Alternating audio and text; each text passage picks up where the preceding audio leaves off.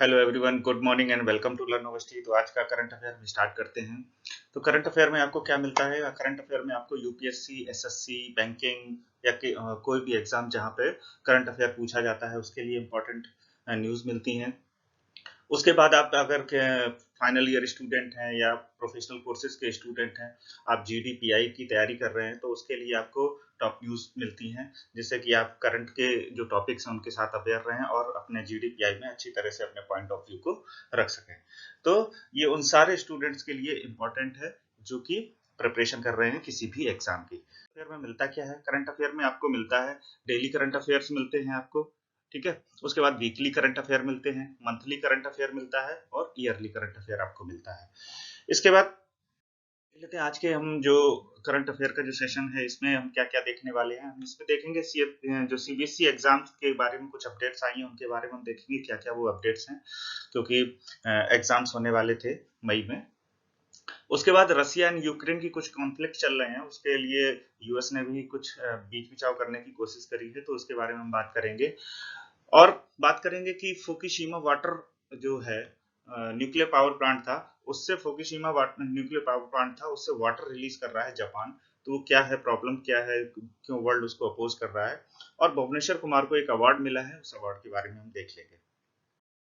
तो सबसे पहले हम बात कर लेते हैं कि जो सीबीएसई की जो एग्जाम थे 10th एंड 12th के, उनके बारे में सीबीएसई कल 14 अप्रैल को कुछ अपडेट दिए हैं। उसके बारे में वो क्या क्या अपडेट हैं उनके बारे में देख लेते हैं। जो सीबीएसई की 12th के एग्जाम्स थे, जो 4th ऑफ जून से होने वाले थे, उनको पोस्टपोन कर दिया गया है। और सीबीएसई ने बोला है कि वो 1 जून 2021 को दोबारा से रिव्यू करेंगे सिचुएशन को, जो पेंडेमिक की जो सिचुएशन रहेगी उसके हिसाब से वो दोबारा से, सिचुएशन सही हुई तो वो दोबारा से वो एग्जाम की डेट बताएंगे, नहीं तो आगे भी पोस्टपोन कर सकते हैं। और जब भी एग्जाम होंगे उससे एटलीस्ट 15 दिन पहले आपको नोटिफिकेशन दिया जाएगा एग्जाम की प्रिपरेशन के लिए। यानी कि अगर किसी भी 1 तारीख को एग्जाम है तो उसके पिछले महीने की 15 तारीख तक आपके पास नोटिस आ जाएगा। उसके बाद दूसरी जो अपडेट है सीबीएसई एग्जाम की, वो क्लास 10th के एग्जाम्स के लिए है। क्लास 10th के जो एग्जाम है वो भी 4 मई से स्टार्ट होने वाले थे, उनको कैंसिल कर दिया गया है। कैंसिल कर दिया गया है और जो उनका एक ऑब्जेक्टिव क्राइटेरिया बनाया था सीबीएसई ने, उसके हिसाब से उनके रिजल्ट आएंगे। तो सीबीएसई ने ये कहा है कि अगर उस ऑब्जेक्टिव जो इनका क्राइटेरिया है उसके हिसाब से अगर किसी को अपना रिजल्ट पसंद नहीं आता है तो वो जब भी सीबीएसई एग्जाम कराएगा तो उसमें पार्टिसिपेट कर सकता है अपने, ठीक है। तो ये तो रही सीबीएसई की अपडेट, यानी कि 12th के एग्जाम पोस्टपोन हुए हैं। जब भी होंगे 15 दिन, एटलीस्ट 15 दिन पहले वो नोटिस आपको मिल जाएगा। और 1 जून को रिव्यू करने को बोला है सीबीएसई ने। और 10th के एग्जाम जो है वो कैंसिल हो चुके हैं और उनका जो रिजल्ट है वो ऑब्जेक्टिव क्राइटेरिया के बेस पे आ जाएगा। अगर किसी को कोई प्रॉब्लम है तो वो अपने जब भी एग्जाम होंगे उसमें बैठ सकता है। तो न्यूज की तरफ चलते हैं। नेक्स्ट न्यूज है रसिया एंड यूक्रेन का कॉन्फ्लिक्ट।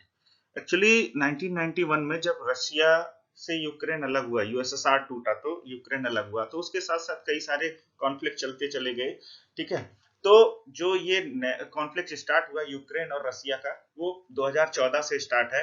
और किन किन जगहों पे स्टार्ट है, कि क्या इनकी पोजीशन है। रसिया जो है वो ब्लैक सी में अपने नेवल फोर्सेस को रखना चाह रहा है, ठीक है। और वहां पे है, तो वहां पे ब्लैक सी में जो रसिया की और यूक्रेन के दोनों की नेवल फोर्सेस रहती हैं और दोनों में आपस में कॉन्फ्लिक्ट रहता है एरिया को लेके। तो जो एरिया है वो कौन कौन से एरिया है, वो जो यूक्रेन के अंडर में आते हैं वो क्रीमिया है, डोनबास है, खेरॉन ओब्लास्ट है जो यूक्रेन के अंडर में आते हैं। और जो रसिया का एरिया है रोस्टोव ओब्लास्ट है और सी ऑफ अजोव है, ठीक है। तो यहाँ पे मैप में देख लेते हैं कि ये तो आपका हो गया रसिया का एरिया पूरा, ठीक है। यहाँ से रसिया स्टार्ट हो गया, ये आपका यूक्रेन है और ये ब्लैक सी है। ब्लैक सी के बीच में एक सी ऑफ एजोव, बहुत छोटा सा एक सी है जो कि ब्लैक सी से जुड़ा हुआ है।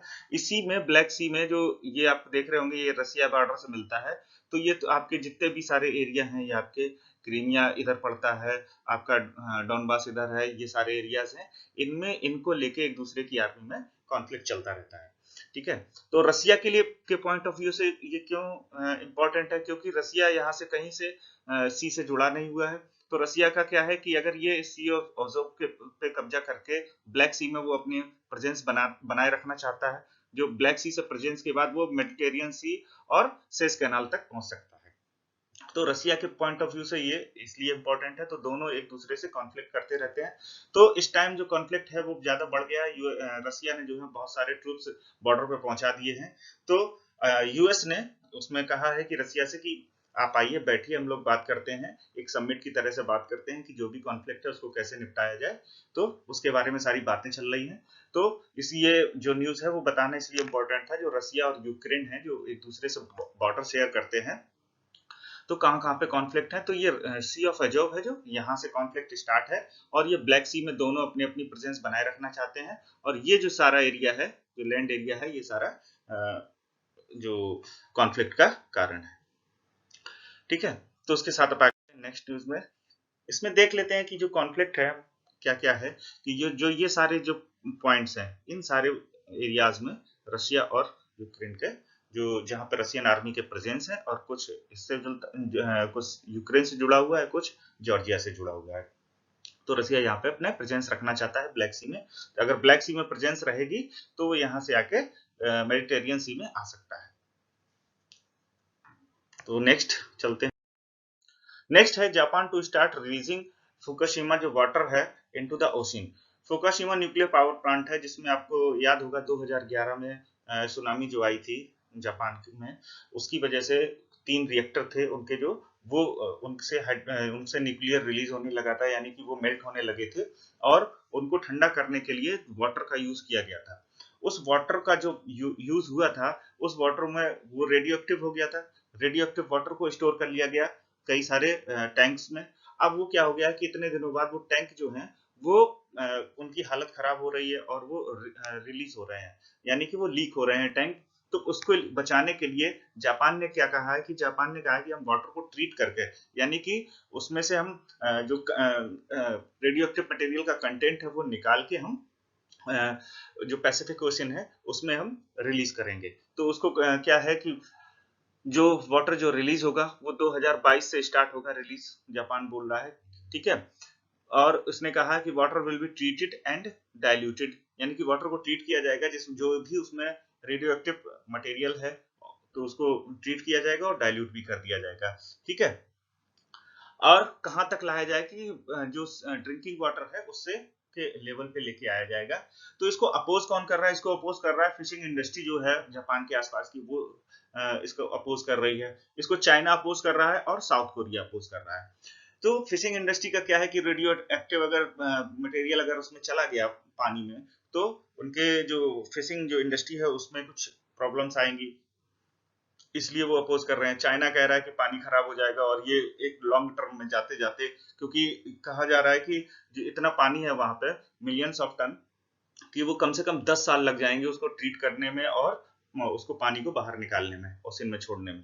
तो चाइना और साउथ कोरिया दोनों इसका अपोज कर रहे हैं, लेकिन जापान ने कह दिया है कि हम 2022 से अब रिलीज कर रहे हैं। ठीक है, तो ये हुआ क्या था, वही जो मैंने बताया कि 2011 में जो सुनामी आई थी उसमें क्या हुआ था, इनके 3 रिएक्टर जो थे वो मेल्ट होने लगे थे। उन रिएक्टर को ठंडा करने के लिए जो वाटर यूज हुआ उसको इन्होंने स्टोर करके रख लिया था, क्योंकि वो उसमें जो रेडियो एक्टिव कंटेंट थे।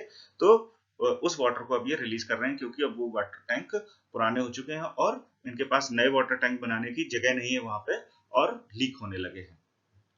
अच्छा, तो सिंपल सी बात है कि वाटर रिलीज होगा, उन्होंने कहा भी है कि हम डाइल्यूट करेंगे और ट्रीट करेंगे पानी को, लेकिन होता क्या है कि ट्राइटेनियम नाम की एक हाइड्रोजन का आइसोटोप है, ट्राइटेनियम। ये हाइड्रोजन का आइसोटोप है जो कि उसमें बना रह जाता है वाटर में, कितना भी आप ट्रीट कर लेंगे लेकिन उसमें बना रह जाता है। ठीक है, तो इसकी वजह से जो रेडियो एक्टिव जो कंटेंट है वो बना रहेगा और वो वाटर में जाएगा।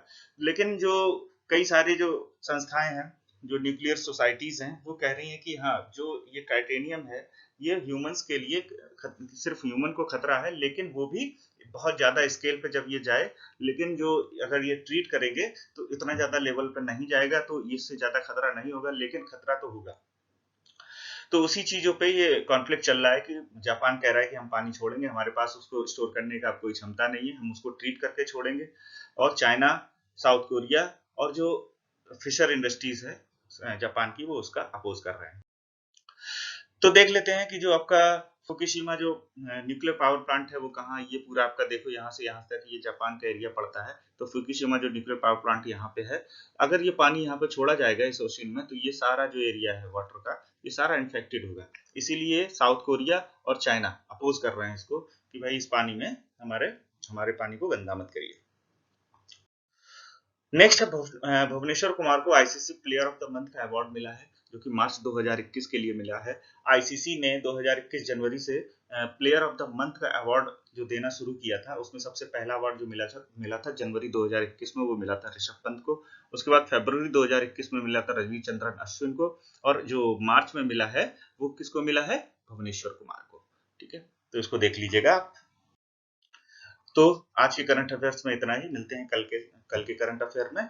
वीडियो अच्छा लगा है तो लाइक करिए, चैनल को सब्सक्राइब करिए और वीडियो को शेयर जरूर करिएगा। Thank you very much.